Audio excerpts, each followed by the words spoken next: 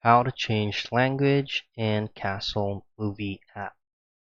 First things first, if you haven't downloaded Castle Movie app, and if you're not able to get it from Google Play Store or wherever app store that you can use, you could actually use any reliable browser or preferred web browser on your phone, and then just simply type in Castle Movie app APK, and then ensure that you have allowed all unknown sources from your device so that you can successfully install this on your phone.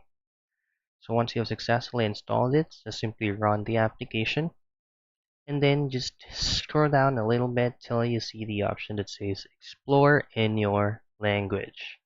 Simply tap on that, and then at the top portion of your screen, you should be able to see options such as English, Punjabi, Kannada, Marathi, and unfortunately, these are only the languages that's going to be available for this application right here.